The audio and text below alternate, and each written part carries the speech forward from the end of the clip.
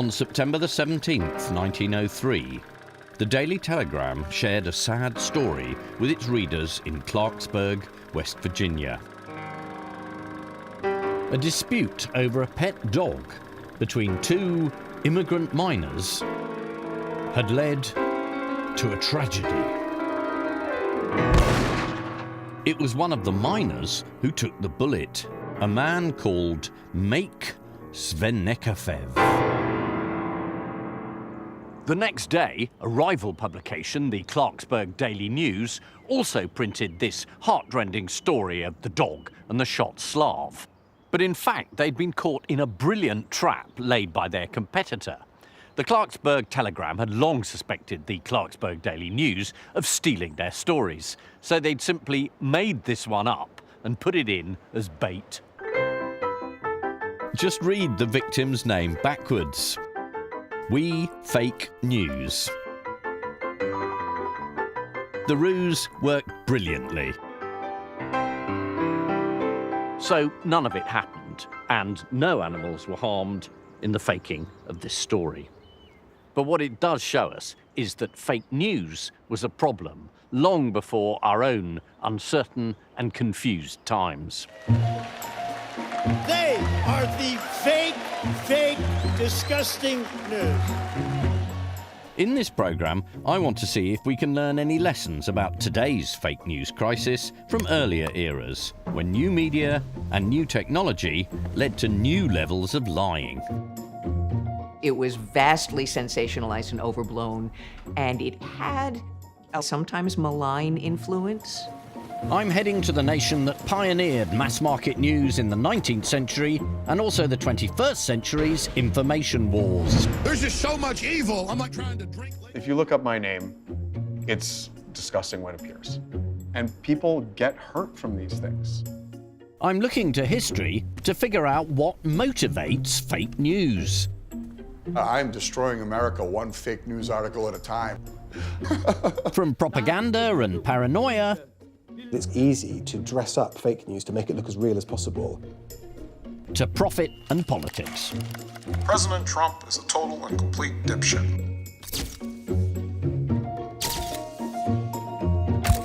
One thing I can promise you, all the news coming up in this programme will be fake. And that's the truth.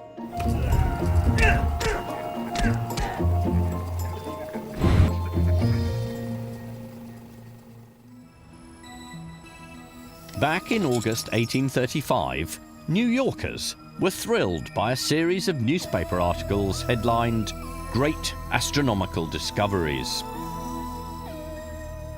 The reports described how a scientist had built the world's largest telescope and trained it on the moon.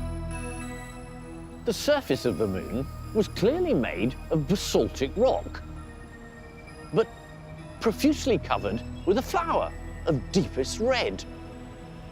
And there are herds of miniature bison.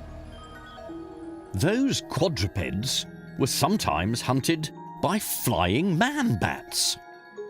And naturally, the moon was also home to unicorns. At this point, dear viewer, you may have rumbled that this was fake news. It's very easy, looking back from the 21st century, to feel smug about how much smarter we are than our ancestors. But remember, this was an age of constant scientific invention and new discoveries, and it was years before man would set foot on the moon. That is, if you believe that NASA mission did go to the moon. The story was serialised over 6 days, with new revelations on each, including some salacious details about lunar lovemaking. Crowds thronged here to the offices of the newspaper that broke the story, eager for each fresh new day's instalment. One eyewitness commented on the almost universal impression and expression of the multitude, that of confident wonder and insatiable credence. They were fooled. Duping large numbers of people all at the same time, like this, had only just become possible. 1830s New York was the birthplace of modern mass-market news media. And the Moon story ran in the world's first example of what we'd call a tabloid. A paper with a very appropriate name. I know, it's unthinkable that any publication called The Sun wouldn't be scrupulously accurate in its reporting. The New York Sun was a product of new technology, the steam-powered printing press, and because the paper was cheaply mass-produced, it was priced at a sixth of the cost of most rivals, just 1 cent. And in another innovation, it was sold on the city streets. The Sun offers a new kind of news for a new readership. Working class people, urban people who didn't care about politics. These are people who were not used to having a newspaper central to their lives. And the Sun gave them news in a small, cheap format that they could just pick up and buy. And did the Sun mind what they printed was not necessarily true? Well, they didn't, and neither did their readers. Yeah. The Sun drew them in as a kind of a game. Read this story, decide for yourselves. Doesn't really matter. What was more important was people in the taverns and in the streets were discussing it. Did you see that? Do you believe it or not? And then they would have debates and fights. And that was really what it was all about. The Sun claimed to have obtained its facts about life on the moon from an obscure scientific journal. But after a week of lunacy, the New York Herald gleefully printed a report of its own. The Sun source didn't exist. They'd made the whole thing up. The Sun said its rival newspaper is impudent, unprincipled, mercenary and low-bred. And worst of all, it tells untruths for money. Can you believe it? But the Sun was laughing all the way to the bank. With the Moon story, it achieved the highest circulation figures on Earth. And spin-off pamphlets and engravings were hugely profitable too. Not bad for a paper that was less than 2 years old. It was the first great example of one of the enduring motives for faking news. Lies sell. The public doesn't just want to be informed, it also wants to be entertained. It's also cheaper to make things up rather than find things out, which the proprietors of America's new popular press loved. And they soon discovered fake news could help in the pursuit of grander ambitions. In the 1890s, Joseph Pulitzer was the world's most powerful media mogul. This contemporary cartoon shows the kind of news with which he made his name. Later in life, to atone for this sensationalism, he used some of the fortune it had made him to fund the Pulitzer Prize for better quality journalism. Aspiring to similar wealth and influence was a younger, devilish rival, William Randolph Hearst. His name lives on to this day in a publishing empire and in New York's Hearst Tower, which his fortune paid for. William Hearst imitated Joseph Pulitzer's successful formula of crime and celebrity. Popular, attention-grabbing stories under lurid headlines, a sort of 19th century clickbait. But he also felt there might be a market for stories of adventure and patriotism. What could really boost circulation, he decided, was a good war. During the 1890s, Cuban rebels were fighting for independence from their colonial rulers, the Spanish Empire. Hearst's New York Journal called for a war on Spain, and to drum up support, he sent staff to Cuba. Among them, one of America's leading illustrators, Frederick Remington. The artist spent much of his time in Havana drinking cocktails in his hotel. He telegraphed Hearst, saying, "Everything is quiet, there's no trouble here, there will be no war. I wish to return. Remington." Hearst is reported to have wired back, "Please remain. You furnish the pictures and I'll furnish the war."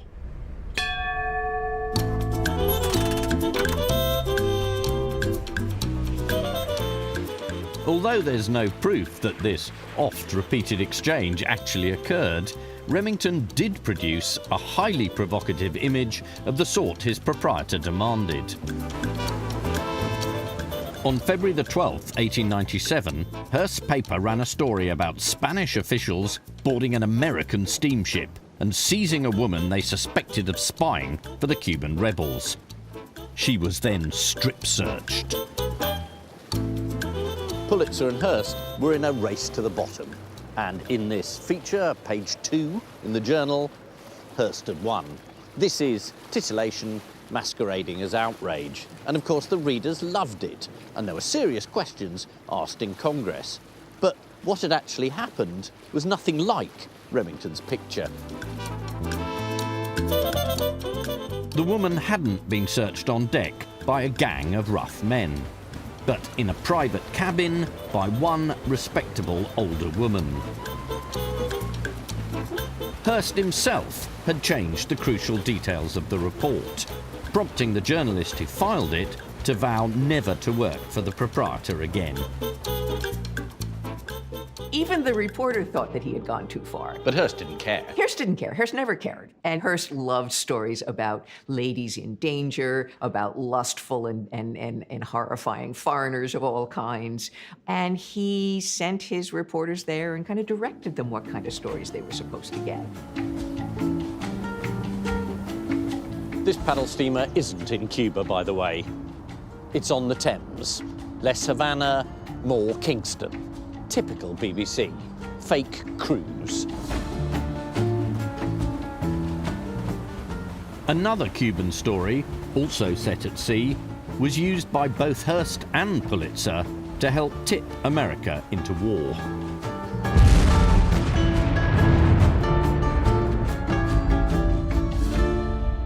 On February the 15th, 1898, an explosion ripped apart an American warship called the Maine, which had been harboured near Havana, causing the loss of 260 lives.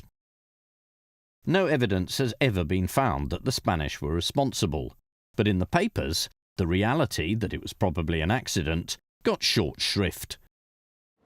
The journal, there's no room for doubt. The destruction of the warship Maine was the work of an enemy.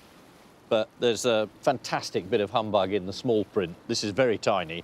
It says the captain of the ship and the Consul General both urge that public opinion be suspended until they've completed their investigation. Well, there's no chance of that happening. And everything here says they did it. And it's incredibly successful. It's the first time the paper sold more than 1 million copies.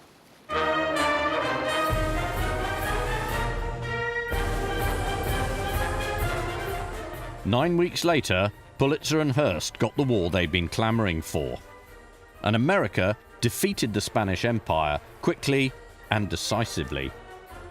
The patriotic hysteria whipped up by the press had massive consequences.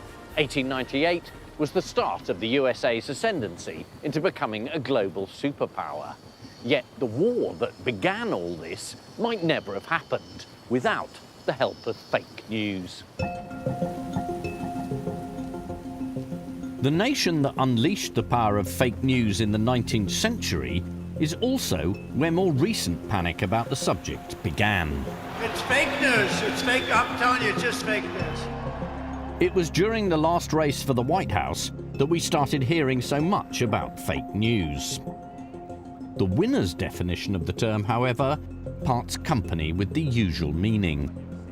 When President Trump talks about fake news, which he has done more or less constantly since being elected in 2016, what he means is real news that he doesn't like. Your organization is terrible. I'm not going to give you a question.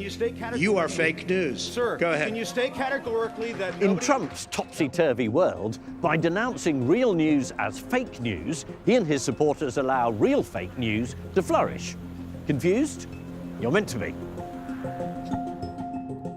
Trump tweets the phrase regularly as part of his war on the mainstream media, and a frequent target is the New York Times. Ironically, a paper that has long been renowned for its accuracy owes a massive debt to the fake news crisis of the 1890s. A man called Adolph Ochs was so horrified by the sensationalism of Pulitzer and Hearst, he purchased The Times to provide a more reliable alternative. It's now run by ex-BBC head Mark Thompson. Adolph Ochs bought the failing New York Times, it really was failing in the 1890s, with a vision of a different kind of journalism. It was going to be accurate, it was going to be serious, it was going to be accompanied by intelligent and civil opinion from every perspective, and it changed journalism. His vision was an idealistic one, but he made it work financially. To the surprise of a very cynical industry, there was a real call for it.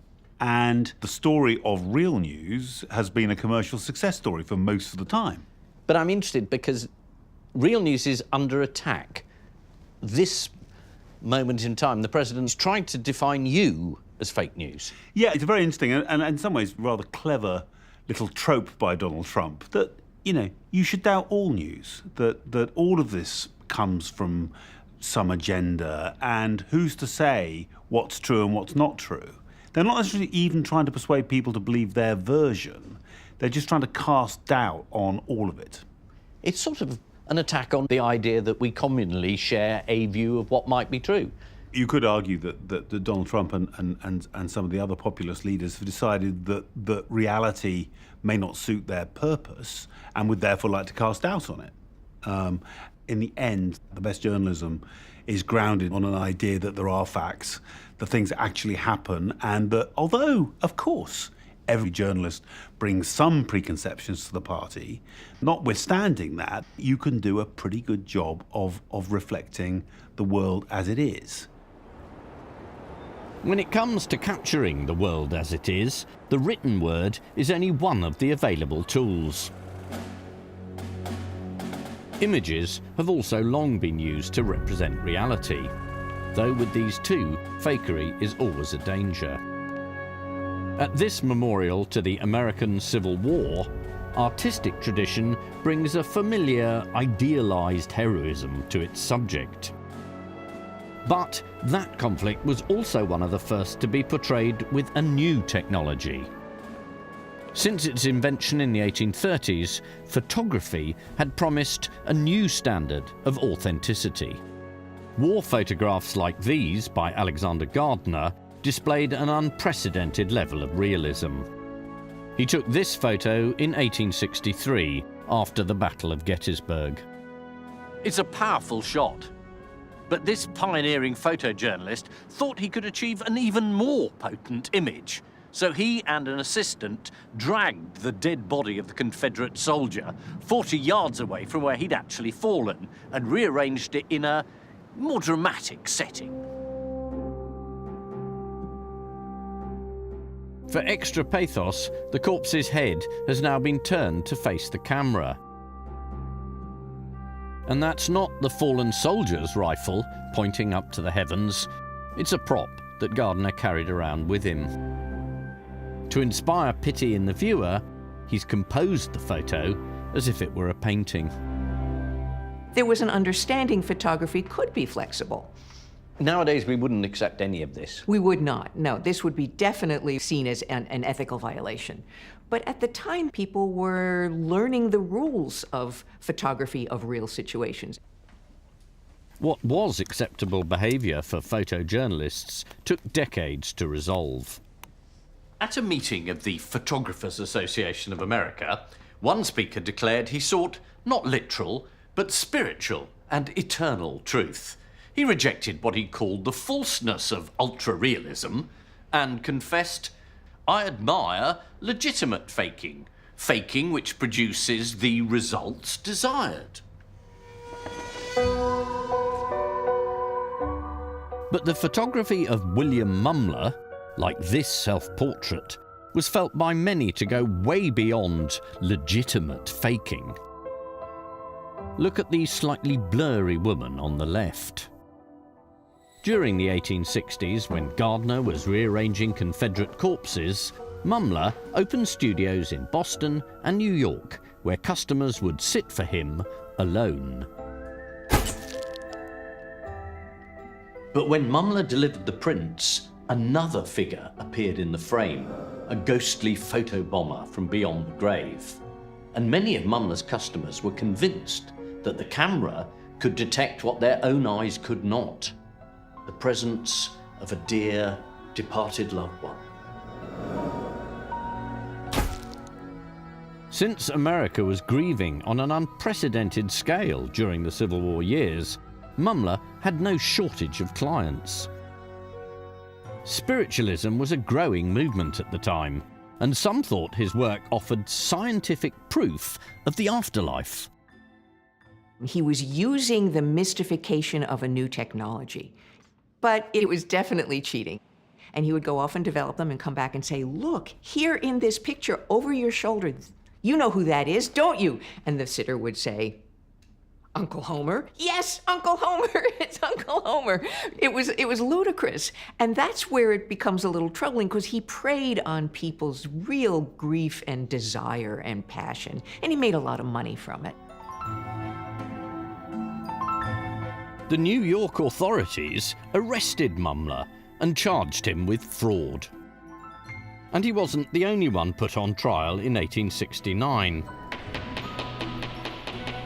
So was photography itself. The prosecution called a series of photographers who put forward 9 different techniques by which Mumler could have achieved his results, and none of them were supernatural. Mumler's legal team called a large number of his satisfied customers, including a Supreme Court judge. These people absolutely believed what the camera told them, and they saw no reason for the law to interfere. The prosecution hit back with a star witness, a man who'd made a fortune creating fake exhibits for his circuses, Phileas T. Barnum. On the basis of "it takes one to know one," Barnum declared Mumler a charlatan, and he made a sensational photograph of his own. Hovering over Barnum's shoulder is President Lincoln, who had been assassinated 4 years previously. When the judge gave his verdict, he declared himself morally convinced that trick and deception has been practiced by the prisoner. These visions of the afterlife were fake views. But legally, the prosecution had failed to prove which fraudulent technique Mumler had used. So, reluctantly, the judge had to dismiss the case. Yet, even after the disgrace of the trial, Mumler still attracted select customers. 3 years later, he was commissioned to take a portrait of Mary Lincoln, the widow of Abraham Lincoln, who, yes, you guessed it, made a posthumous appearance. Why would an intelligent woman believe this was an actual photo of her dead husband, given that Barnum had demonstrated in court how easy it was to fake this exact scenario? Presumably, she wanted to believe that the great man was still there to look after her. After the trauma of seeing him gunned down in the theatre, she must have wanted consolation from any source, however implausible. And that is the common thread with many fake news stories. People are more likely to believe a lie if they want it to be true.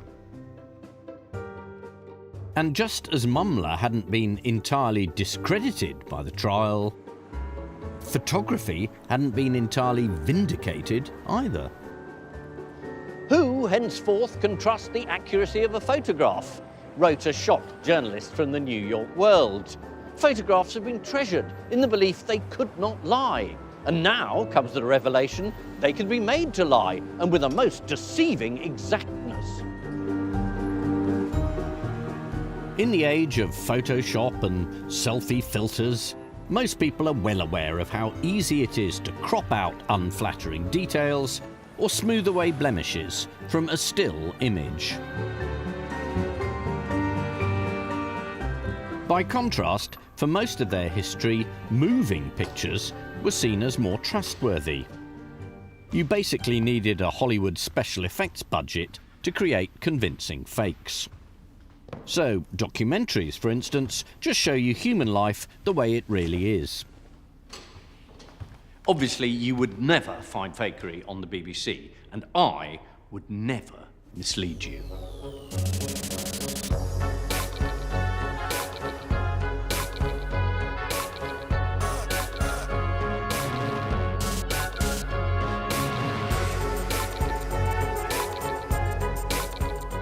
As you can see, I'm now ready for Strictly. And I think you'll agree, I'm an obvious winner.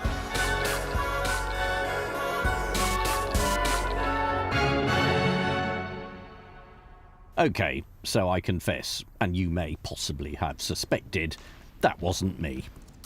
The sequence you just saw was created by visual artist Eric Drass, who explores the effects of technology on our understanding of truth. So this is created using a piece of software that learns your face, what's known as deepfake. The software itself comes from the internet, downloaded for free, and if you've got a teenager with a super powerful gaming computer in their bedroom, that's just the kind of kit you need to do this kind of fakery. Right. Deepfake is generally used for pornographic clips. You take the face of a famous actress and you map it onto the body of a pornographic star and you send that out. Secret sex tape. Oh, well, I'm delighted you haven't decided to do that with it. It immediately seems to be, well, I can put someone in a compromising position, I can blackmail someone. Absolutely. Well, this one here of Obama. We're entering an era in which our enemies can make it look like anyone is saying anything at any point in time. For instance, they could have me say things like, President Trump is a total and complete dipshit. The actor Jordan Peele is able to not only give a convincing voice, but he's able to manipulate the video footage of Obama to match. But how we move forward in the age of information is going to be the difference between whether we survive or whether we become some kind of fucked up dystopia. Pretty effective. Is the dystopian vision the correct one? It's inevitably going to be used for something really grim. That clip of Obama, we enjoy the fact that it sounds like him and looks like him, but we know it's not because of what he says. Whereas if you make it something plausible, it's much more likely to spread. And we all live in our own filter bubbles and tend to share content that we agree with. So if I see a politician I hate saying something objectionable, I'm much more likely to pass it on to my friends and believe that it's true because my own worldview is being supported. And do we have any defense against that? The best defense is to remain suspicious. But, as we keep seeing, people often aren't suspicious about things they want to believe. And that helps explain the popularity of a particular type of fake news online. Here's an example. During 2016's American elections, the Pope endorsing Trump was the most shared news item on Facebook. It was written as a wind-up, but was so widely believed, some even think it swung the election. This is worrying terrain for me, because the defense used by several of the most controversial sources of fake news is that they are producing satire. One of the leading offenders, who keeps fictionally bumping off Hillary Clinton in ludicrous ways, is a former construction worker called Christopher Blair. A purveyor of fake news, that's me. Right, I'm glad you're laughing. His most popular stories have been read by millions, including one reporting that Obama has made a fortune in royalties from the word Obamacare. Every once in a while, a post will go viral. It means that the headline plus the featured image plus the story elicited an emotional response from a whole bunch of people. And if you get 1 million page views on something and you have ads, you're going to make some money on it. Do we make a lot of money? Sometimes. There have been times where I made a whole bunch of money. Typically, no. We make next to nothing. I'm interested in the people who read it. I make it my business to mess with not necessarily just people who have different political views, but political extremists on the other side. The alt-right is what we call them. Okay, so tell me how you actually do it. So you take Obama, Clinton, Pelosi, and attach something to it. A crime, an injury, a death, and add something as silly as possible to make sure that some reasonable person is going to be able to say, I don't know about this. How do you feel about the people who do believe it? Because I'm terribly worried that you would put a story up and that becomes part of their worldview, and you've done that. Right. Every article has the word satire in it. It's before the title, after the title again. The entire operation is satire. But why do they believe it then? What is it, an emotional response? Confirmation bias, 100%. It's so easy to just pass something along that confirms what you believe. I'm serving them what they want. The number one comment that we get on our page is, I hope this is true. I'm still not entirely convinced that stories like these don't have real-world consequences, especially in our politically polarised times. Is your conscience clear? Oh, I sleep very well at night. I don't believe that I'm doing anything different from the people who sell the supermarket tabloids. Do you believe if there was, the next election and you were out there in force, you could change minds either way? No, I don't believe I can change minds. People who share my headlines out into cyberspace without reading them, without looking at them, things like that, they were going to vote for Donald Trump. They weren't sitting on some fence waiting for my satire to push them over to the dark side. That's not the way this worked. Unfortunately, they are lower information, lower educated, ignorant people. My goal is to say, why are you so dumb? Now, the magazine I edit has itself been accused of being fake news. An American university put us on a media blacklist, basically because they didn't understand when we were serious and when we were joking. As we keep seeing, just because something looks like news, that doesn't mean it is. And that critical attitude is also central to any investigative journalism. Rule number one has to be, is this from a reliable source? Take, for example, a book that's getting 5-star reviews and purports to be a shocking expose. A must-read if you want the truth. Essential to understanding the hidden hand by which the world is governed and led. This is probably one of the books that's going to be banned, so buy it when it's still possible. At the moment, it's certainly not difficult to get hold of. Just one click and it can be at your door. The Protocols of the Learned Elders of Zion purports to reveal the detailed plans with which a Jewish elite will take over the world, starting with finance, politics, and the media. Spoiler alert, there is no such plot. This is an idiotic and largely incomprehensible anti-Semitic conspiracy theory, which was comprehensively debunked nearly 100 years ago. What is unbelievable is that it's so freely available now, and so many people still choose to believe it's true. But then, I would say that, wouldn't I? Because the press is already entirely in their hands. Baseless preconceptions and irrational obsessions have spawned some of the most malign fake news. A Russian newspaper in 1903 first brought to life the Elders of Zion. They were blamed for spreading decadent capitalism and dangerous democracy in order to undermine the Tsar. A few years later, the protocols were used as proof that the communist revolution had been dreamt up by Jews, who'd also instigated the First World War. The protocols updated anti-Semitism for the age of the mass media, making prejudice seem more legitimate by presenting it as news.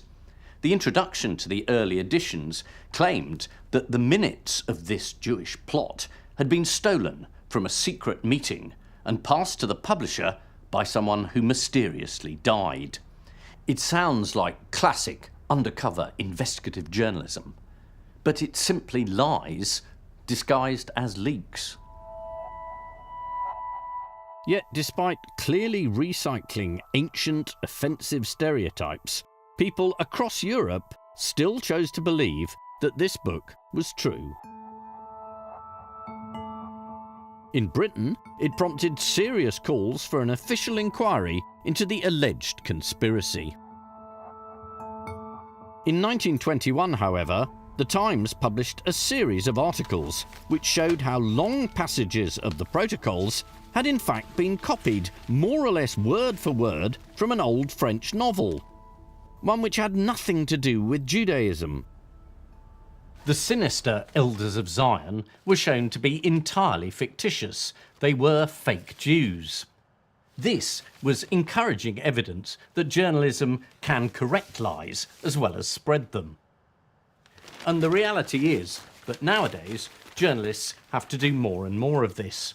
When I started, the main job was finding new stories. Now, more and more time is spent debunking fake stories. Depressingly, even when you lay out the facts clearly and comprehensively, as the Times does here, sometimes it's still not enough. The most pernicious thing about conspiracy theories is how they persist even after they've been thoroughly discredited. When the Nazis came to power, Joseph Goebbels declared the protocols could still be put to very good use. And so by the 1930s, the book was being studied in German classrooms. Goebbels didn't care it was forged. What mattered, he said, was the inner, not the factual truth of the protocols. Goebbels' boss had used a different argument when he praised the protocols in Mein Kampf. Hitler did concede that some German newspapers had reported that the protocols were forgery. But these groans and moans, he argued, were actually evidence in favour of their authenticity. If these newspapers say they're fake, they must be true. Basically, he's telling his followers not to believe in the mainstream media. 70 years after the defeat of the Nazis, the protocols live on, notably in the Islamic world. Here it is in 2019 at a Cairo book fair. Online, anti-Semitism sits alongside hatred of every religious, ethnic or minority group imaginable. Fake news stories on Facebook fueled violence against Muslims in Burma, while in India, people have been lynched as a result of lies spread on WhatsApp. And back in Washington, this pizzeria suffered grim real-world consequences from online conspiracy theories. I've come to meet its owner, James Alefantis. If you look up my name now on any platform, Yeah. it's disgusting what appears. If you look up the name of the restaurant, it's pretty bad too. YouTube and Instagram and everything is filled with just lies. This story began in 2016, when WikiLeaks released emails from Hillary Clinton's campaign. Among them was an exchange about James supplying pizza for a Democrat fundraising dinner. That was all conspiracy theorists needed to spin some fantastical accusations. So you find out that you are online being described as running an enormous paedophile ring, based, as far as I can see, on the fact that Comet Ping Pong and Cheese Pizza has the initials CP, which is the same as child pornography. This is the level of the evidence, isn't it? People think that Comet Ping Pong, which is a family-friendly restaurant, is the center of a place where Hillary Clinton and these political people were either kidnapping children and selling them in order to retain their immense wealth, or sacrificing them in ritualistic sacrifices, or sexually abusing them. There was a big thing about this place was operating with a basement. They claim there are tunnels leading from this to the White House and that Obama's traveling here to Comet in secret tunnels from the White House. And you pointed out there's not a basement. It's difficult to exaggerate just how mad this is. In the beginning, we thought, this is just an online something. Yeah. And until it broke through out of this online computer screen and into the real world, we were basically okay. The headline is Pizzagate is real. Only question is exactly what is it? But something. American shock jock Alex Jones recklessly broadcast the theory to a much wider audience through his shows. There's just so much evil. I'm like, in a trademark rant, he urged his followers to investigate further. It's up to you to research it for yourself, but you got to. And one of them duly drove from North Carolina to the Washington restaurant. It was December 4th, and a man walked in the front door into a crowded dining room filled with families eating, carrying a loaded, large AR-15 assault rifle. Walked through this dining room here, down this bar. Of course, he couldn't find the basement full of horrors because it didn't exist. This gunman went to this one locked spot, and at this point he shoots his AR-15. Well, he lets off his rifle? Yes. Into this door, and the bullets went into our computer system here. Can I have a look? Yeah. Just check. And there's our computer system still there in our messy closet. But no secret basement? No. So he realized that there's nothing there? Yeah, and immediately laid down his weapons, and he surrenders to the police. And he ended up just shooting a computer? Yeah. I like the symbolism of that. He shot the only thing that had actually spread the trouble in the first place. Did he say anything? Later in an interview, he said maybe the intel wasn't 100%. The great understatements. Luckily, no one here was killed. But as the judge said in this case, many people could have. I still get lots of threatening messages, and the conspiracy theory continues very strongly online. They claim that this gunman's a false flag, and that Hillary Clinton or I had hired him to distract from our heinous crimes. Why is it so hard to argue with this sort of fake news? I mean, you come up with a complete and utter rebuttal of all the things they say, and they believe it anyway. There's no appropriate response. If someone calls you the worst thing in the world and you say, I'm not that thing, it's obviously evidence that you are that thing. Yeah. It's not disprovable, because the truth isn't what it's about. The truth doesn't matter. This place is a powerful testament to the damage that can be caused by malicious individuals. But potentially even more corrosive is another category of fake news. On April the 17th, 1917, as the First World War dragged gruelingly along, British newspapers carried a horrifying story. This is the discovery behind enemy lines of a Kadaververwertungsanstalt, which the Times helpfully translates as a corpse exploitation establishment. A factory was extracting fat from the bodies of dead soldiers to be used in the manufacture of soap, pig food, and explosives. The report cited German documents and gave some grisly details. A great cauldron where human flesh is steamed for 6 to 8 hours. It's specific, it's repulsive, and yes, it's fake. There are occasions where fake news has been undertaken with the full knowledge of the state and justified as being in the national interest. And it's not just nasty dictators who get up to such dirty tricks. Sometimes the good guys do it too. So if it's our lot responsible, is that okay?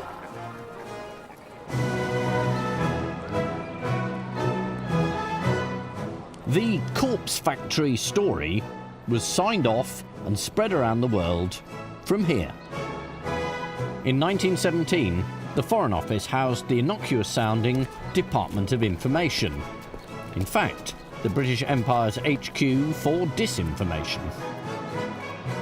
The staff within these walls knew full well that the enemy was not turning corpses into bombs and bars of soap. The piece in the Times hinged on official references to processing cadavers. But the German word cadaver in this context clearly meant animal carcasses, not human bodies, and they were aware of it. But the Ministry of Information chose to ignore this and let that fact be lost in translation. The story caused global outrage, particularly in China, where the dead are especially venerated. British spies believed the corpse factory lie was what persuaded the Chinese to abandon their previous neutrality and join the war on Germany. So, could the government claim to be justified in weaponising this story? After years of slaughter in the trenches, some people believe Britain should try anything which might help to finally win the war.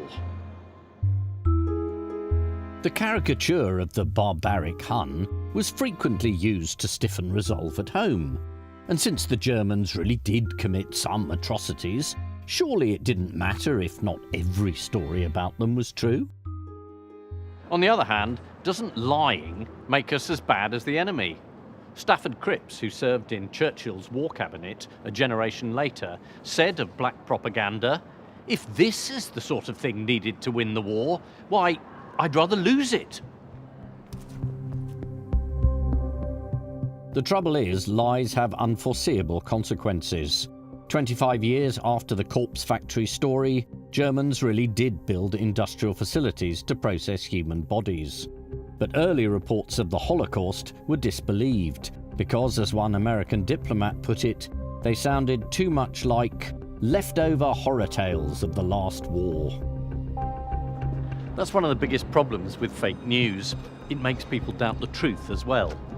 If, say, in the future a dictator had weapons of mass destruction, who would believe the government or the journalist who said so?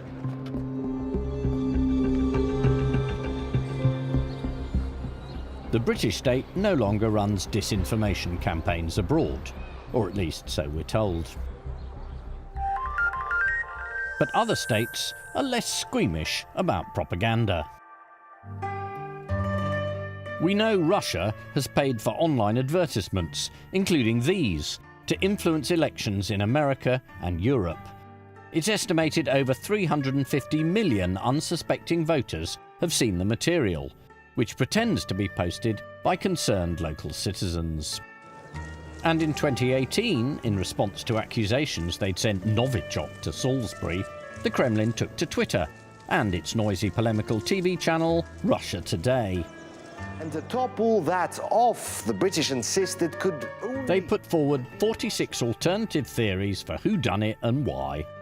Contradictions everywhere.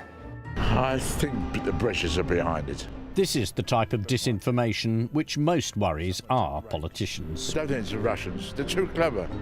Got too much money to lose. There's a deliberate strategy from the Russians to try and influence news and opinion in other countries and elections as well through these techniques. I think principally to divide communities and societies, to turn people against each other. We've seen them putting out all sorts of conspiracy theories about things like the Skripal poisoning in Salisbury. And do you think this is effective? You know, they're not hugely convincing, are they? They're not, but I think that their purpose is not necessarily to persuade you of an alternative truth. It's to make you disbelieve everything. So you don't no longer know what's true or not true. And I think they are glad to see that sort of chaos being unleashed. You led an investigation, a parliamentary investigation into fake news. So how scared should we be?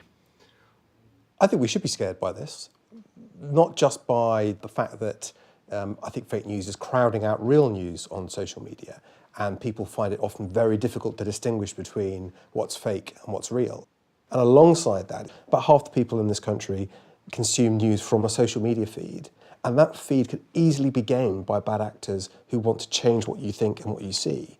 There's no regulator that can stop that happening. And that means, I think, that our democracy, our society is open to massive abuse by anyone who wants to invest the resources in doing it. I mean, that's the diagnosis. We should be frightened. Democracy's at risk.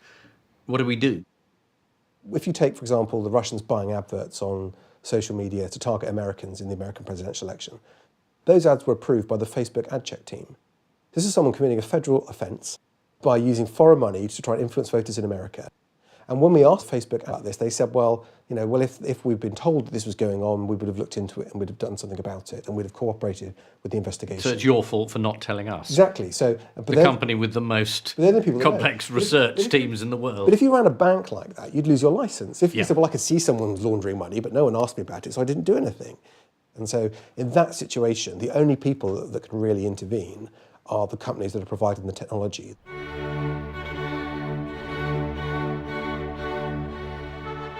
The British Museum, that traditional temple to truth, might seem an unexpected destination for a history of fake news. But at the end of the 19th century, people here were confronted with the same question Parliament is grappling with in the 21st century. What can be done about fake news?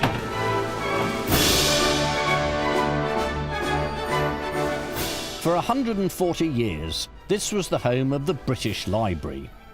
The reading room was built to be a cathedral of knowledge and obliged by law to keep a copy of every British book and as many foreign ones as possible as well. But in 1893, someone discovered fake news on these shelves. What happened next has uncanny parallels with much more recent debates about the internet. Do people have the right to be forgotten? And who should be held responsible for fake news about them? The victim of the fake news in question was a remarkable American called Victoria Woodall, who campaigned for female suffrage, and in 1872 was the first woman ever to run to be president. The contentious material originated from that time, and from New York, where Woodall was also the editor of her own newspaper. Arguing for sexual freedom and against male hypocrisy, Woodall published an expose about a famous preacher of the day, Henry Ward Beecher, who was having an adulterous affair. For exposing the truth about the great and well-connected clergyman Beecher, she found herself smeared by fake news reports. Papers and pamphlets accused her of being a drunk, the mistress of a gambling den, or the queen of prostitutes. It's really easy to shut down a woman by calling her a slut. It instantaneously takes away all her credibility. It really works. It has worked for generations. You always criticize uppity women for being sexually unconventional. You smear them with whatever is seen as bad in the context of the times. And she was smeared with all of that because she was challenging these very entrenched and important mores. She was assaulted. Woodall was made out to be the devil, literally. And to escape the media storm, she fled to Britain. But when she discovered the lies about her were preserved for posterity in the British Museum, she and her husband sent them a letter of complaint. They accused the library of bringing within the reach of the public obscene and defamatory literature.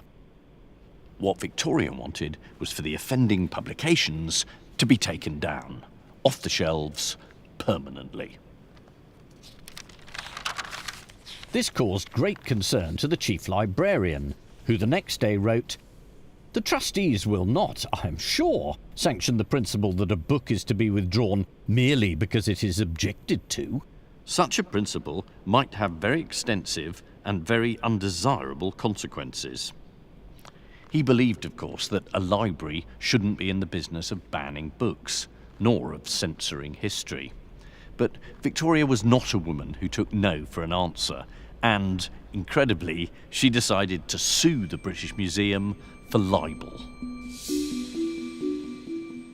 At a High Court hearing in 1894, the museum's lawyer warned of the consequences if Victoria proved victorious.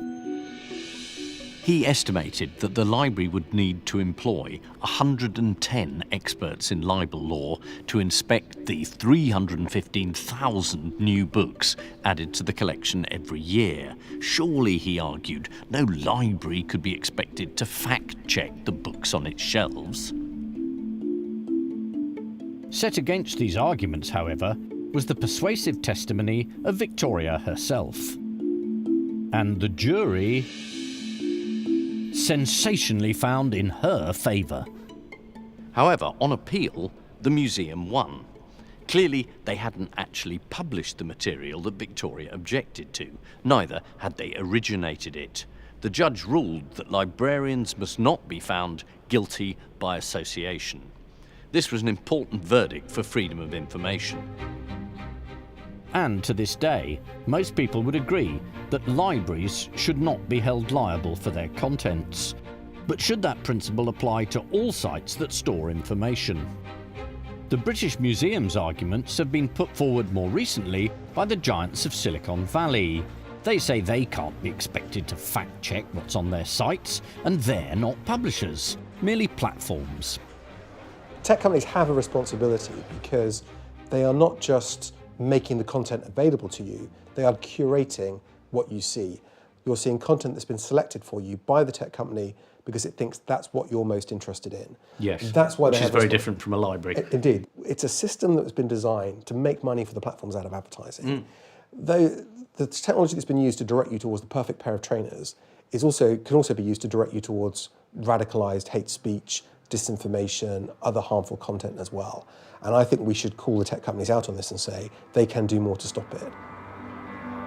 We're half awake in a fake empire. Given so many people are online so much of the time, and so much of what's out there isn't true, I believe there are potentially very real threats from fake news. The more hatred and vitriol that shows up on these platforms, the more people are engaged and the more revenue they receive. So they've monetized hatred, Yes. and fake news is the way they've done it. Yes. And people get hurt from these things. But all is not yet lost. I think we can draw some hope and some inspiration from how previous eras dealt with their crises of trust. Back in the 1890s, the arrival of superfast printing presses and advertising created a crazy period in the media. Highly exaggerated journalism arrived. Now we're seeing some of the similar things with digital. The immediacy of digital, its global reach, again makes it prey to all sorts of distortions and abuse.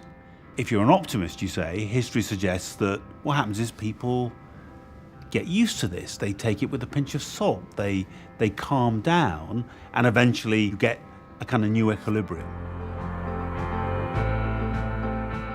If we are to have genuine grounds for such optimism, we do need to be ruthless about a tendency all of us have, and one we've seen time and again in the past and the present.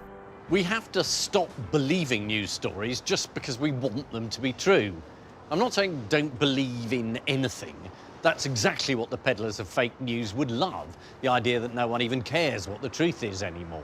But there are still such things as objective facts. Events either did or didn't happen. Not everything is a matter of opinion. So I'm not arguing for a more cynical public.